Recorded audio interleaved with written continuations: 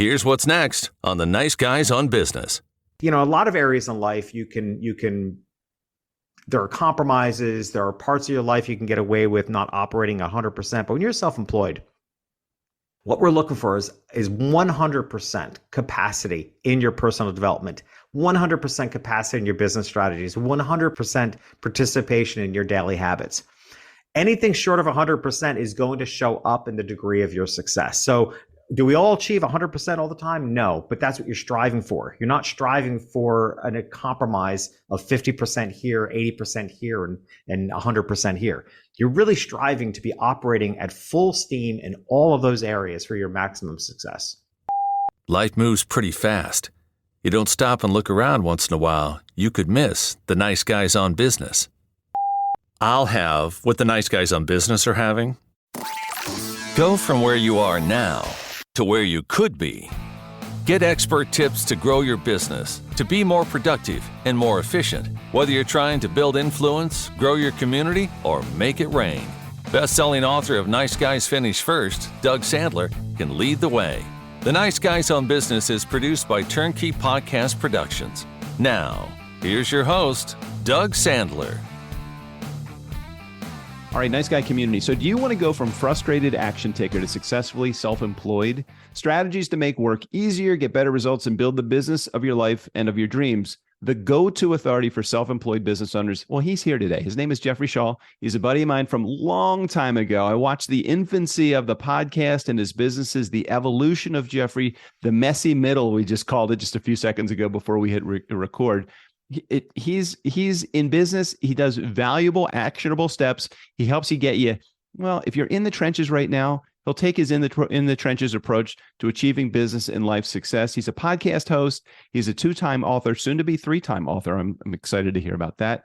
TEDx featured speaker and an egg seller at 14 years old, which led to a lifetime in self-employment. Jeffrey, I'm excited to talk about the egg business. $10 a dozen in Ojai, California. It's crazy. Welcome to the Nice Guys on Business podcast. I know. I wish I was in the egg business today to be making a killing. But Doug, it's always fun to hang out with you. Yeah. So are you Florida still, or where are you now? Still Florida, just moved from one end of the state to the other. So I moved last November from Miami to Jacksonville, literally one end of the state to the other. So the crazy part about this whole thing is I recall, you came from the glamorous photography business, right? You were doing portraits and you were doing a whole bunch of really cool stuff in photography. And I kept thinking, why the hell does he want to give that up?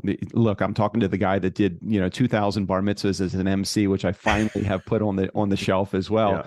But you went from this business that was easier for you, then you hopped into the struggle. Why did you even decide to hop into the struggle and be that self-employed newbie that you left behind decades before?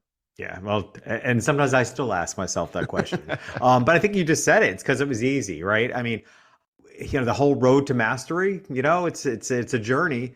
But I always say that I never got bored. And, just in the odd chance any of my photography clients ever hear me on a podcast, I want them to understand, I never got bored as a photographer, but I felt complete. Yeah. There's a point where you get to that, I don't know, there just didn't seem, not that I wouldn't grow, it just wasn't enough growth. And I'll have to say, and it's taken me until recently, I've kind of gotten a different perspective on this because I felt like there was also something bigger I wanted to contribute to the world than what felt to me at the time is creating beautiful pictures of beautiful people for them to hang on their walls. Mm-hmm. Now, in hindsight, I look at it as there's hardly anything of greater legacy we can leave than photographs and memories. And I don't know that I fully appreciated that at the time, where I do appreciate that more now. I actually was doing something I think very impactful to the world, very legacy building. But at the moment, at the time, I didn't almost see the impact on it. So I was looking for how can I make a bigger impact in the world? And that to me felt like it would come from helping business owners build their own business, help them build the lives of their dreams, and just get out of my own world, get out of my own business, if you will, and get into other people's businesses, which does feel more legacy building, particularly now with the Self-Employed Business Institute. Now I'm building something literally to leave as a legacy very consciously. Yeah, I just well, don't know that I appreciated it at the time as a photographer. I totally get it. And I mean, you certainly put in your 10,000 hours as a pro in the photography world, and you've added on to the 10,000 hours in terms of self-employment, but the game kind of started over. It was like you did this reset. And I went similar to you again, from my world as an entertainer, a live event entertainer, to a podcast producer. And while a lot of the things remain the same. How do you get business? Well, you're a nice guy. You tell the truth and you return your phone calls or your emails. So those are like the key pillars of success in any self-employed business.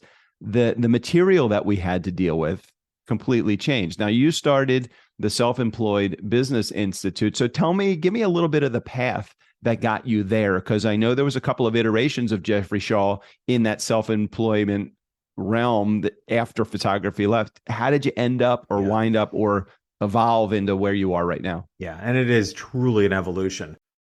And it's staying on your toes. So for me, this was the result of putting out my second book, The Self-Employed Life. And now, mind you, when I released my first book, Lingo, I didn't have any idea planned as to what the back end services of that would be. Mm-hmm. So that's one thing I tell budding authors, like, your book should lead to something back-end services. I thought that Lingo would launch me into the world as a speaker, and it didn't. But what it did, I had already been speaking, but I had been speaking for years in the photo industry. Mm-hmm. And to me, Lingo was sort of my coming out card again, where it was going to launch me into the world of speaking on a bigger scale. And it didn't really accomplish that. To a small degree. But what it did accomplish that I didn't see coming was this service people were calling upon me for, to help them redo the brand messaging on their own websites. Mm-hmm. That they clearly picked up from the book that I had a unique way, which is the strategies I teach it, how I became a photographer for the most affluent people in the country. And yet I didn't come from that, right? I figured it out because I figured out their lingo. So I share all the secrets. And so people started coming to me, and it built a really solid business for me, helping other people redo their brand messaging to attract their ideal clients. So when I launched my second book, I thought I was, Doug, I thought I was on top of it this time. I had a back-end service in mind. People were going to want to know more about the self-employed ecosystem, and I would do one-to-one coaching for 3 months, kind of build out a program, and dabbled in that a bit, and real quickly saw there was a bigger picture at play here. That actually, I was having a conversation with a friend of mine and sharing with her that everybody I've coached over 15 years, and in all industries, they had one thing in common. And that one thing in common was that they're really good at what they do, but nobody ever taught them how to make money at what they do. Yeah. Amen, brother. I hear you. Yep. So I said that to her, and I said, somebody has to fix this. And she, in a rather smart ass way, said, why not you? I'm like, yeah, you're right. Why not me? So that was really the impetus for launching the Self-Employed Business Institute, to teach the fundamentals and the uniqueness of being self-employed, and how unique it is to run our own businesses and market ourselves in a way that feels good, not creepy, as well as the one-to-one coaching support that I so love to do and offer, so that each person's journey is unique. So it's a pretty unique curriculum, but truly it comes, and it was put together in a matter of, I think, 2 months from that conversation to launch. Because when I got it, I really got it. And I'm like, there's a need for this, and I want to make sure we address this need. I just feel like, honestly, Doug, and you have probably seen this too, I feel like so many people, we're all unique, but we're also often trying to reinvent the same wheel over and over and over again. And I don't know, I just find people get to a point in their lives, particularly today, that they want to get to where they want to go quicker, and not waste time trying to figure out what somebody else has already figured out. I think the key to success, at least from where an entrepreneur sits, where you sit, where I sit, where most people that are self-employed sit, is the thing that makes people successful in the world that we're in is searching for that key word called opportunity. And opportunity doesn't mean that you have to be flighty and go in any direction and follow the money. It could be following your passion. It could be following pretty much anything. But the idea of starting a podcast, writing a book, writing a blog, doing anything that we do, and only focused as an entrepreneur or self-employed person, only focused on that one linear thing, I think you lose the opportunity that is presented to you. All of these opportunities, and you probably can see this just as a podcast host, 900 plus episodes of your show recorded already, 8+100 out there on the street. How many opportunities have arisen as a result of you just building a relationship with the person in that seat, as opposed to the traditional methodology of growing business through a podcast is, I'm going to share a call to action with this service that I have in mind, going to talk to my anonymous audience, hoping that they follow my call to action, jump into the services that I have. How many of the things that you've actually gained in your life as an entrepreneur, self-employed, came from the relationships that you've been able to build, as opposed to that thing that you already had materialized in your head? Yeah, I think you're even pointing to something even more important. And it's one of I actually refer to as the goal paradox, because, we innately feel like we have to have goals. But if you have your eyes on the goal, you're missing something really important. It's what I refer to as following what's unfolding, right? Life is always unfolding in front of us, and opportunities are unfolding in front of us. And if you have your eye too focused on the goal, and even your vision and even your direction, I'm not saying you shouldn't, but you also have to have the sensitivity to pay attention to follow what's unfolding right at your feet. And that's the exact example with the Self-Employed Business Institute, which is a huge part of my income now, right? That just literally unfolded at my feet in a conversation, and then ran with it and tested it and pursued it.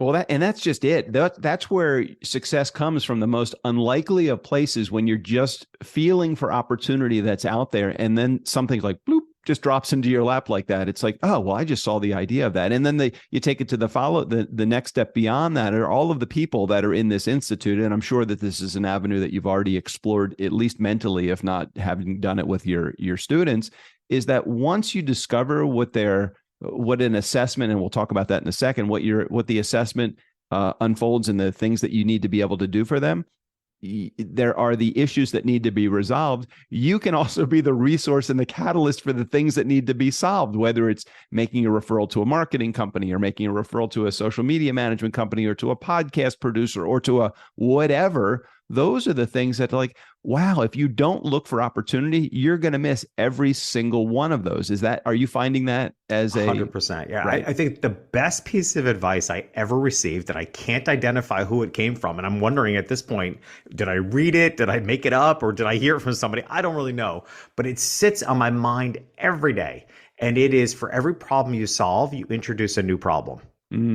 Right. And so if that being true, you're always left with the opportunity to solve the next problem. Yeah. Or choose not to. Right. Like the work I do with brand messaging, every one of my clients that I'm redoing their brand messaging needs to tweak their website at least. Right. It's usually not a major overhaul, but the whole point is, the reason I do this work is that, and I can statistically say, 99% of websites, because I review thousands of them, people aren't getting across what they think they're getting across, or they're not saying what they need to say. And there's a huge gap in communication between what your ideal client wants to see, hear, read, and feel, and what you're actually putting out there. And I fixed that problem.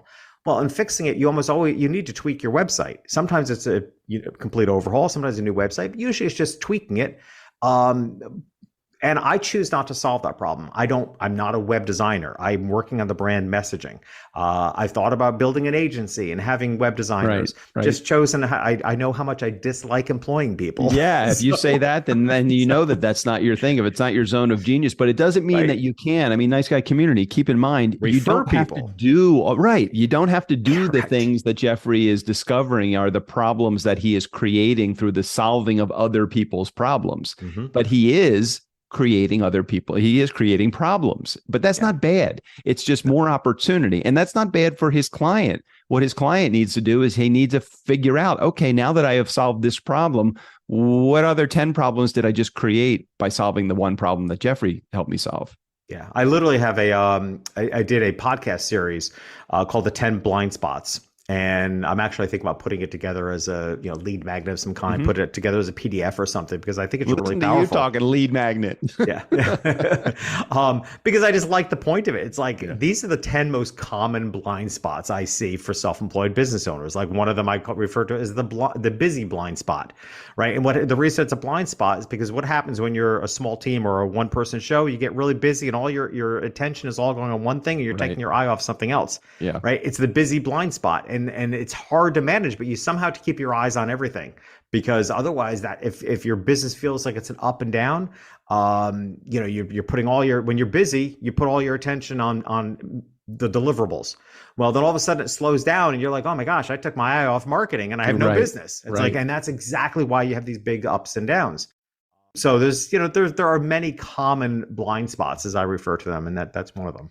So one of the things that I did when I learned that Jeffrey was going to be on the show and we were going to chat all about his self-employed, the Business Institute, was he has an assessment. And I think it's a valuable tool, not only in his toolbox, but for us to know the answers to the questions that you're actually going to answer. Take a moment, go over to selfemployedbusinessinstitute.com. I'll make sure I put a link in the show notes.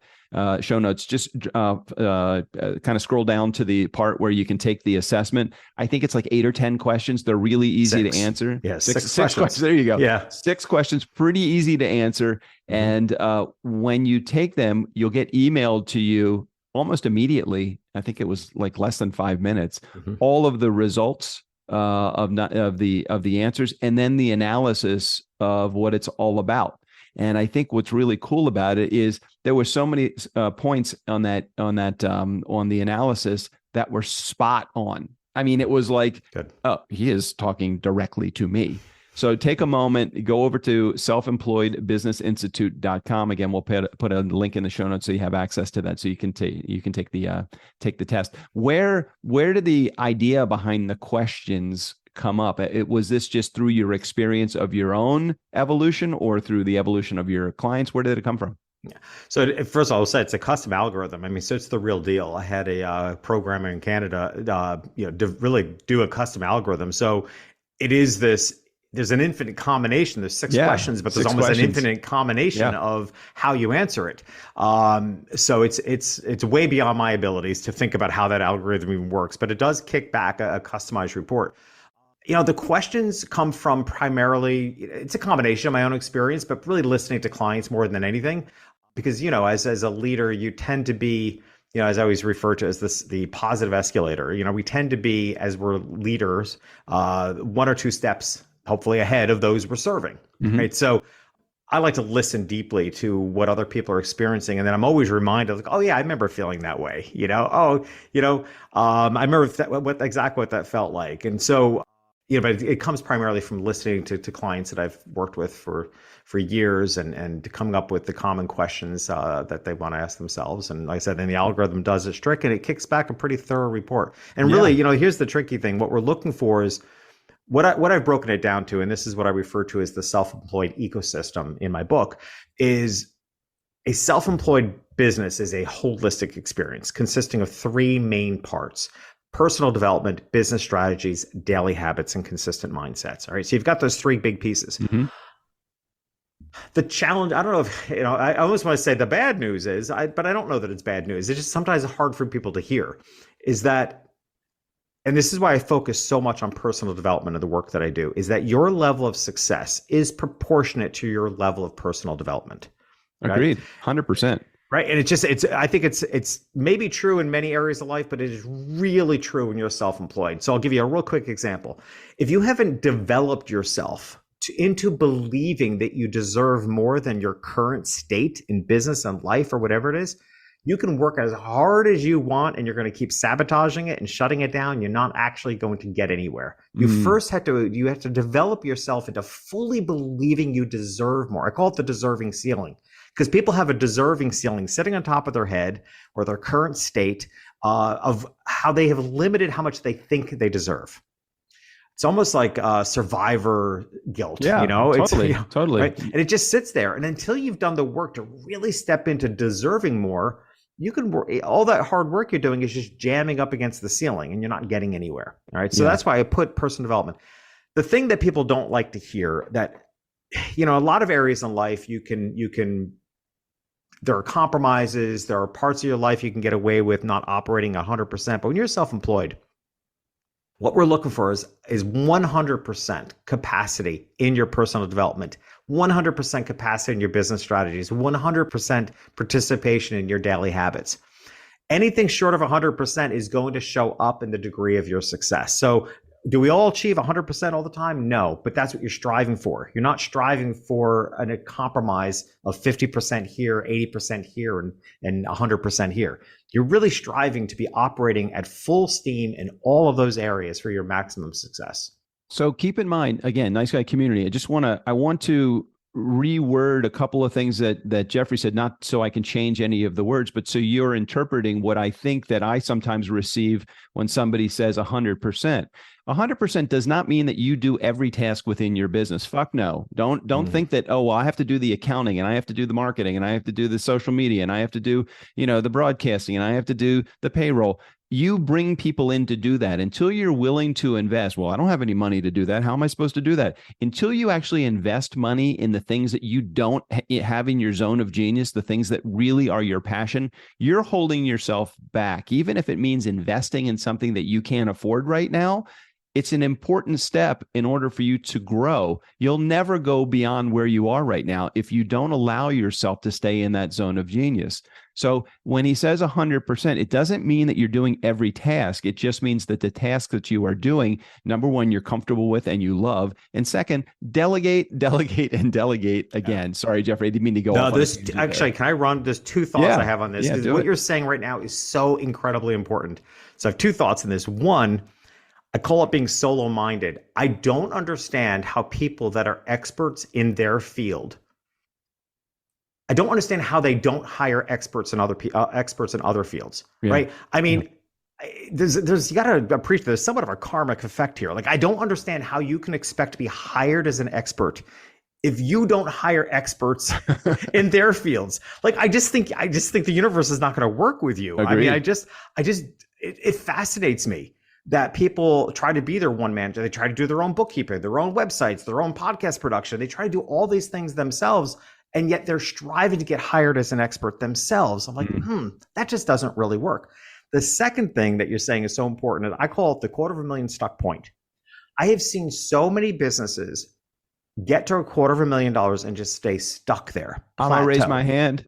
I'll raise my hand right there. That I was there for 20 years and just stuck there. And until I started doing those other things, I was stuck there. I felt like I'm like, I can't grow any more than this. Why am I not growing beyond that? So I know exactly. That's why I say I call it the $250,000 stuck point, because I've seen businesses hit it over and over again. The only way out of that is delegation. The only way out of that is hiring experts and hiring a team. Because the fact of the matter is, the reason you're stuck at that point is you have maximized yourself. You have maximized your energy, your hours, your effort. Almost anyone can, at the greatest capacity they can offer, can get their business up to $250,000. They just can't go any further because you are maxed out. And, one of the key ingredients of success is consistency. When you're maxed out, you can't be consistent. It's why all of a sudden you realize, oh, gee, I haven't posted on social media for three months, or, oh, gee, I haven't done this, or, gee, I stopped writing content. Your inconsistency is keeping you stuck. The only way you can get that consistency back is to hire a team, hire experts, build out your team who are going to take some of those tasks from you. It is the only way to get unstuck from the $250,000 stuck point. 100%. Could not agree with you anymore. And I'm telling you, nice guy community, he is right on the money. $250,000. I was stuck in that revenue stream for 20 years. My DJ business, while it was doing great, I could not get beyond that until I started my production business. We had no way. And the other thing that's crazy is that you're working 60 to 70, maybe 80 hours a week to get there. And you're like, well, that's good because I'm making really good income. When it comes down to the per hour, it's not really that good. Right. I'd rather make 3 times as much and work a quarter of the hours. And so you can do that, but you got to learn to delegate. I want to, before we wrap up, Jeffrey, I want to, again, nice guy community, just as a reminder, selfemployedbusinessinstitute.com. Take the self-employment assessment so that you know exactly where the potential blind spots are, the things that you need to work on. And certainly if you want to take it to the next step and have a conversation with Jeffrey, I'm sure that he would be open for that as well. But I did want to, where was I heading? I was heading into, I wanted to say the next step, which is really interesting in what you're doing. And I was listening to, I guess, your latest episode of your podcast. You were talking about self-doubt, which is really kind of the next step in the entrepreneurial dream, or maybe it's the first step is that self-doubt. So without giving away, because I don't think you've come up with a title, or if you have, you're not sharing it with anybody yet. Talk to us about how self-doubt is such an integral part of that entrepreneurial, self-employed, world. Yeah. Well, it actually goes back to the, two things come to mind. It kind of harkens back to what I was saying, but for every problem you solve, you introduce a new problem. And, I've always kept in mind as I tried to develop content, like what's the next thing my readers need? What's the next thing, right? So it's sort of the same idea. And somebody asked me, fantastic question. They asked me that what's something, thinking about my people, and I like to refer to them as my people. I don't like to refer to the people I serve as an audience, or the people I reach as an audience of my podcast. Like I try not to refer to them as an audience. I try to refer to them as my people, right? So I really take ownership of nice guy community. Right? I don't have people or an audience. I have a nice guy community. Correct. So because it gives you different energy. And I really thought, like, what's the next thing my people need? And then somebody posed this question to me and said, what's something all of your people are experiencing and they think they're the only ones, right? And I immediately, it's like, oh, self-doubt. I was like, there's the content of your book. Because I had 8 different ideas for the next book.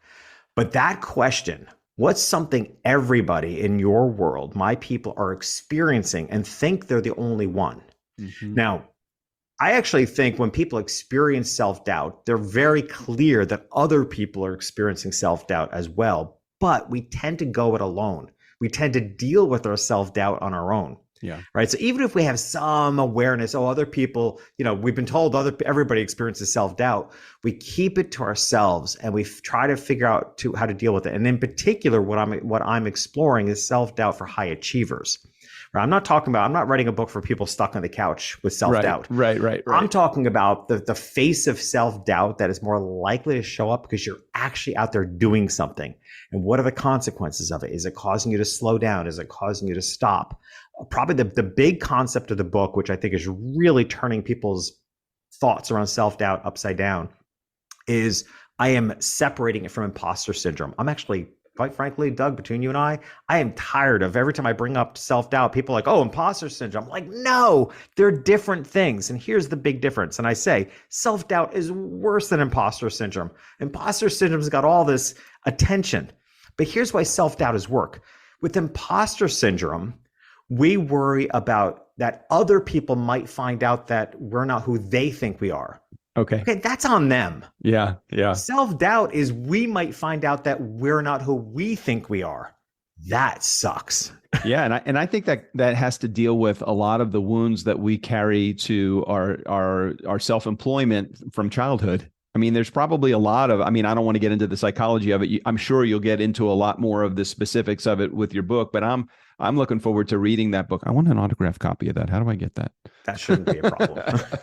I know it's not coming out to the fall of 2024, maybe even spring of 25. So we got a ways to go. I'm a very patient guy. We'll have you back on the show. I will wait.